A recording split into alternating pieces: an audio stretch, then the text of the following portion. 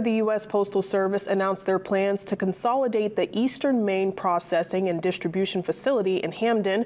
Congressman Jared Golden is co-sponsoring a bill to freeze the consolidation of mail processing facilities.